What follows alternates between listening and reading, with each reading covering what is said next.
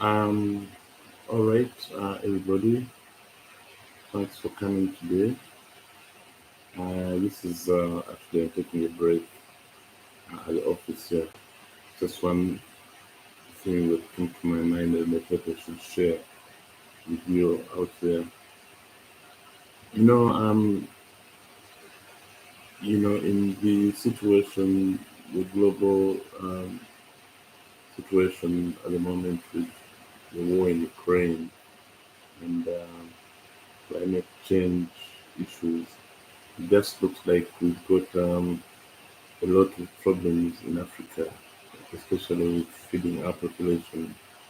And it looks like, we've not been able, after such a long time, um, having independence on this African continent, we're still not able to feed ourselves. For a country like Ukraine that is in the middle of war, if the African continent as well as other areas, but our very mainly the African continent, still, relies on a war-torn or war-ravaged country like Ukraine to feed its population. That is a problem. I worked in several places on this continent, and it seems, you know, um, different regions and different countries, face different challenges within, feeding their populations. In Malawi, there was a very heavy dependence on maize to the extent that maize became a political subject. You know, like we noticed in Saudi in Sudan, the price of bread, you know, um, were responsible for the overthrowing of Bashir's government. In Malawi, I saw a similar trend, with issues of maize, maize prices, and whether there is any government um, influence on, the scarcity of maize to influence prices, things like that. Just seems like, you know, there was such a big challenge, especially, a country like Malawi that has got one rainy season, the whole year.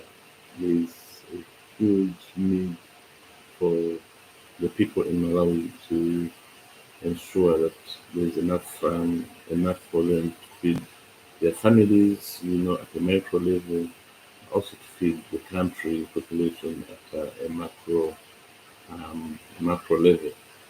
So this issue of staple food is such an important um, aspect of African population livelihoods.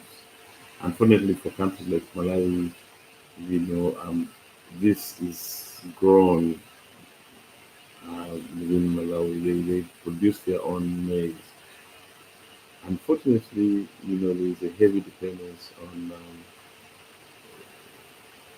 importing of seed as well as fertilizer. So in Malawi, planting season is always a government program. It is scheduled, and everybody pretty much has kind of an unwritten permission to go out in the field and make sure that they plant maize for themselves.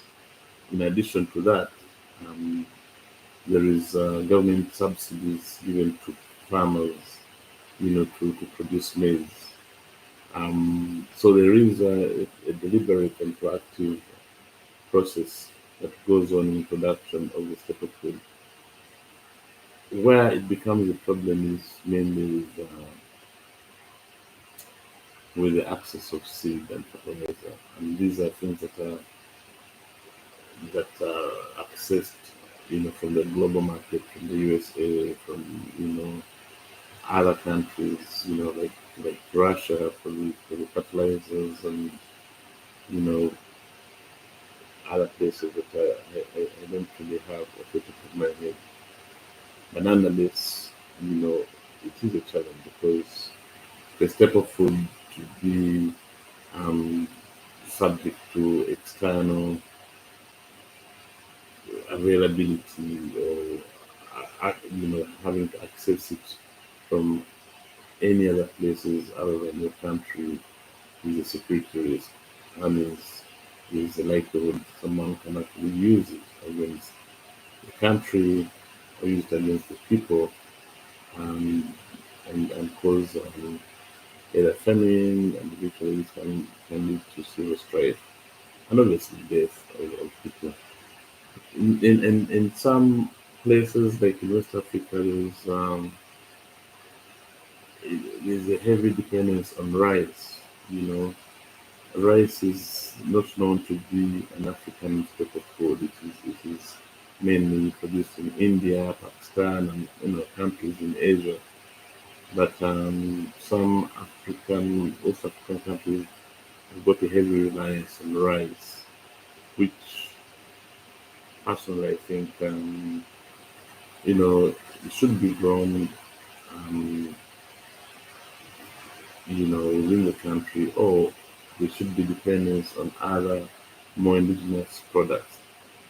Depending on rice, you're depending on the price of oil, you're depending on the availability of ships, that carry the rice from the production, you know, for the producing countries, relying on insecurity like right now, if the Southern Atlantic or Southern Pacific, is has got some oil, ships cannot cross, and as a result, products that you access from that region will not be easily accessible, and that could be problematic, for the country's population. However, my point in this video is to ensure that